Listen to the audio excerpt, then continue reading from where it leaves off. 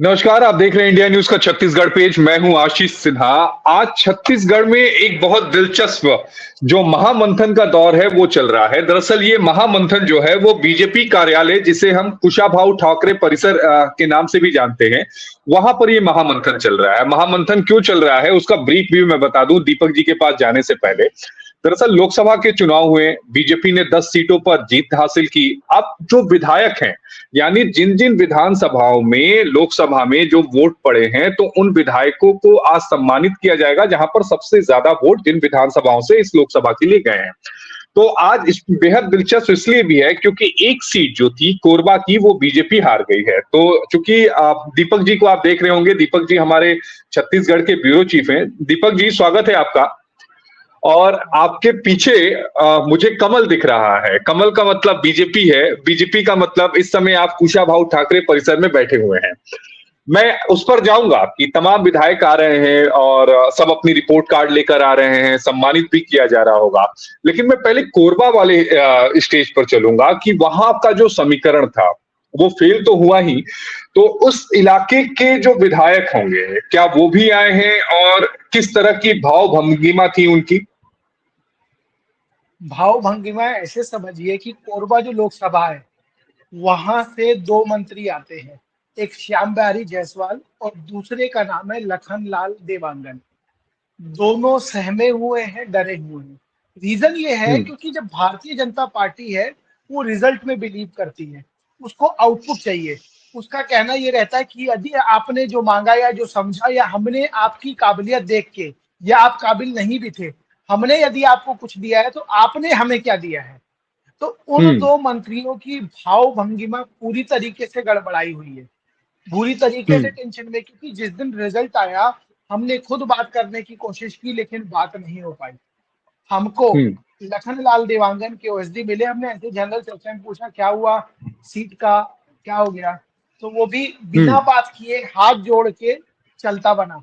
तो आप इससे ये हम्म। समझिए कि यदि उस मंत्री का ओएसडी भी आपसे उस बारे में चर्चा नहीं करना चाह रहा है, बात नहीं करना चाह रहा है, तो जब संगठन के मुखिया यहाँ बैठे हुए, ये भी वो संगठन है जो भारतीय जनता पार्टी का, बीजेपी के संगठन के साथ साथ इसमें आरएसएस के भी वो संगठन के लोग मजबूत हैं जो एक मध्यस्थता करते हैं। अजय जामवाल हैं, पवन साव हैं और तमाम दूसरे लोग हैं। ये वे लोग हैं जो मीडिया के सामने तो नहीं दिखेंगे लेकिन ये बैकडोर से हम्म। काम करते हैं। मनेन्द्रगढ़ और चिरमिरी का इलाका है जो सरगुजा संभाग आता, तो सरगुजा संभाग में, लेकिन वो कोरबा लोकसभा सीट का हिस्सा है। वहां से स्वास्थ्य मंत्री श्याम बिहारी जायसवाल हैं, पहली बार मंत्री बने हैं। उनके भी माथे पर शिकन थी, वो थोड़ा एक्टिव ज्यादा रहते हैं। दूसरा जो चेहरा है, दूसरा जो नाम है, वो नाम है उद्योग मंत्री लखन लाल देवांगन का, जिन्होंने ये कह लीजिए कि बहुत रसूखदार, बहुत कद्दावर, पैसे से बलशाली उस हम्म। नेता को कांग्रेस के हराया था। उस नेता को यदि कांग्रेस के हराया था तो आप समझ सकते हैं कि वो कहां पर होंगे और किस तरीके से होंगे। उनका नाम है लखन लाल देवांगन। लखन लाल हम्म। देवांगन बिलो रहते हैं, ज्यादा बात नहीं करते, अपने में रहते हैं। लेकिन अब नौबत ये आ गई है, उनके ऊपर भी खतरे की घंटी है, उनके ऊपर भी नाराजगी है, क्योंकि हम्म। सीट हारना और आपके विधानसभा में कम नंबर आना, दोनों में बहुत बड़ा अंतर है। इसका जिक्र क्यों हम्म। कर रहा हूं, इसको भी आगे जब समझाऊंगा दर्शकों को, तो इस चीज का जिक्र इसलिए किया गया कि कम नंबर आना। कम नंबर का मेरा आशय ये है कि दो दो डिप्टी सीएम, एक अरुण साव, दूसरे विजय शर्मा, इन हम्म। दोनों के विधानसभा में भी कम नंबर आए हैं, कम वोट पड़े हैं। हम्म। राजनांदगांव लोकसभा से विजय शर्मा हो गए, बिलासपुर लोकसभा से अरुण साव हो गए। दोनों लोरमी में और कवर्धा में दोनों जगह कम वोट आए हैं। इसकी भी चर्चा है। दोनों ने हालांकि मुख्यमंत्री से मुलाकात की, अपनी रिपोर्ट सौंपी। आज जो हो रहा है, आज शाबाशी भी मिल रही है, नाराजगी भी जाहिर हो रही है। और आपको भी पता है भारतीय जनता पार्टी जिस तरीके से कैडर में जिस तरीके से काम करती है, यहाँ पर आशीर्वाद मिल गया, शाबाशी मिल गई, वाहवाही हो गई, सब ठीक है। लेकिन जब नाराजगी होती है या जब आप अच्छा काम नहीं कर पाते तो दिल्ली वाले आपका निर्णय ले लेते हैं। ये लोकसभा, ये रायपुर लोकसभा में भी हुआ है। रायपुर हम्म। लोकसभा में यदि आप समझेंगे तो आपको एससी समाज का उस तरीके से वोट नहीं मिला जिस तरीके से मिलना था। ब्रिजमोहन हम्म। अग्रवाल का जो अंतर है, ब्रिजमोहन अग्रवाल लगातार चर्चा कर रहे थे 8 लाख के मार्जिन से जीतूंगा। तो जब ब्रिजमोहन अग्रवाल से समझा गया और इस चीज की चर्चा हुई, तो पता ये लगा कि ब्रिजमोहन अग्रवाल को एससी समाज का वोट ही नहीं मिला है। हम्म। और जब एक समाज जो बड़ा समाज है, उस समाज का वोट यदि आपको नहीं मिलेगा, तो आप समझ सकते हैं नंबर्स कम होने लाजमी है। तो आज जो बैठक हम्म। बुलाई गई है, उस बैठक में उन चीजों के ऊपर चर्चा की जा रही है कि हम्म। विधानसभा वार यदि भारतीय जनता हम्म। पार्टी 54 सीटें लेके आई मोदी की गारंटी पे, तो उस हम्म। गारंटी में आपको मंत्री बनाया, आपको विधायक बनाया, आपको इतना कुछ दिया। बेशक हमारी 10 सीटें आ गई, एक सीट हम हार गए, एक सीट बढ़ी है, हम्म। लेकिन आपका इंडिविजुअल परफॉर्मेंस क्या है? आपके तो विधानसभा में क्या ये आपने माना कौन सा माना बिल जाए लाया? कि माना जाए कि ये जो इंडिविजुअल परफॉर्मेंस है, क्या इसी के आधार पर अब जो सियासी भविष्य है, सियासी भविष्य का यहाँ पर मतलब ये है कि जो वहां विधानसभा में जिनको जो पोर्टफोलियो मिला है, वो तय किया जाएगा आने वाले समय में? बिल्कुल तय होगा। कुछ मंत्रियों के ऊपर तो तलवार भी लटक रही है। और अब तो चर्चा दो तरह की है कि नरेंद्र मोदी यदि पूरे क्लीन स्वीप अपने नंबरों से कर लेते, या मतलब जो जादुई आंकड़ा है, इंडिविजुअल बीजेपी ले आती, तो जल्दी से हो जाता, लेकिन थोड़ा हम्म। समय लगेगा, लेकिन होगा जरूर। क्योंकि जिस तरह की स्थिति है, कई मंत्रियों की रिपोर्ट कार्ड दिल्ली पहुंची है, जो बहुत खराब है, हम्म। बहुत खस्ता हाल है, तमाम चीजों को लेकर नाराजगी है, चाहे वो टेंडर में हो, चाहे पैसे में हो, चाहे लेन देन में हो, तमाम चीजों को लेकर दिल्ली रिपोर्ट जा चुकी है। एक तो वो रिपोर्ट, हम्म। उसके बाद उस रिपोर्ट के बाद लोकसभा चुनाव में आपके विधानसभा की रिपोर्ट, तो सोने पर हम्म। सुहागा हो गया। आप क्या कर हम्म। रहे थे, कैसे कर रहे थे, आपने क्या किया, आपने खुद क्या मेहनत की, उसका हम्म। पूरा आकलन किया जा रहा है, एनालिसिस किया जा रहा है, सबकी रिपोर्ट पहले ही। भारतीय जनता पार्टी जिस तरीके से काम करती है, वो पहले रिपोर्ट मंगवाती है, उसको एनालाइज हम्म। करती है, उसके बाद आपसे पूछती है, अच्छा तू सच बता हुआ क्या था। और जब वो हम्म। ऐसे पूछती है, तो आपके पास इधर कुआं उधर खाई, आपको बताना सच ही हम्म। पड़ेगा। यदि आप सोचेंगे हम्म। कि मैं सच न बताऊं या बाजू की गली से निकल जाऊं, तो वो भारतीय जनता पार्टी में आप नहीं कर सकते।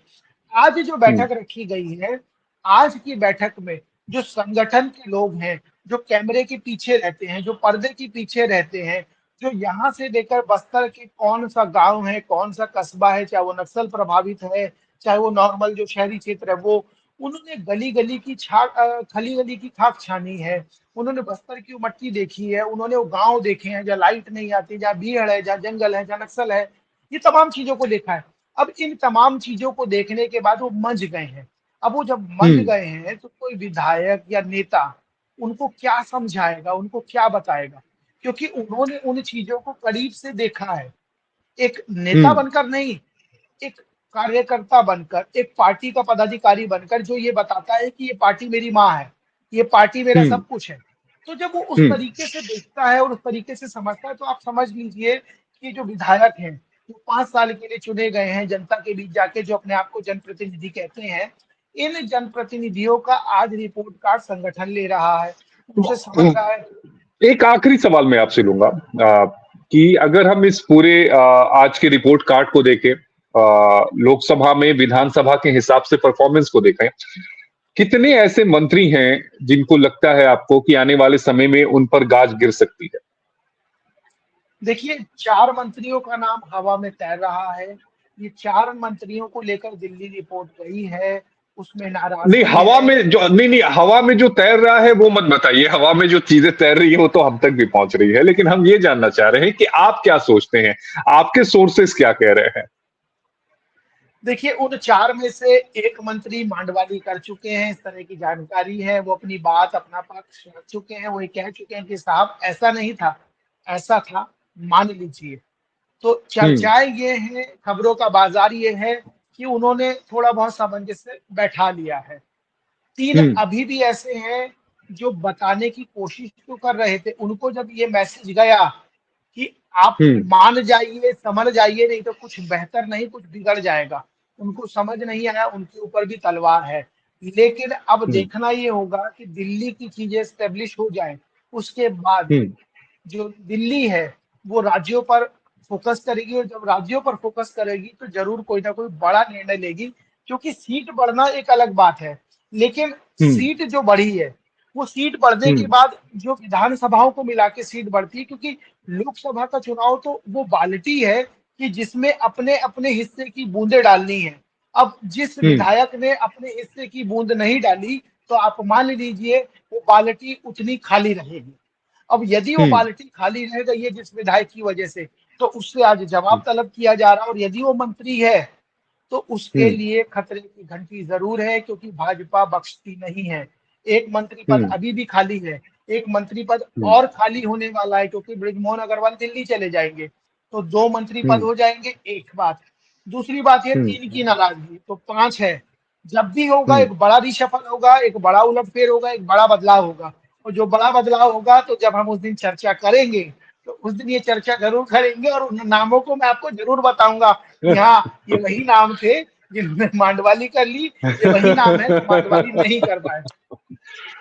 दीपक जी, आपकी बातें सुनकर एक बात तो समझ में आ गई मुझे भी और दर्शकों को भी कि आने वाले समय में छत्तीसगढ़ में जो मंत्रिमंडल है उसका विस्तार होगा, उस मंत्रिमंडल में फेरबदल होगा, ये तय है। बस गिनती के दिन बचे हुए हैं। अब देखना ये होगा कि किसको कौन सा नया मंत्रालय मिल रहा है और किससे पास से कौन सा मंत्रालय जा रहा है।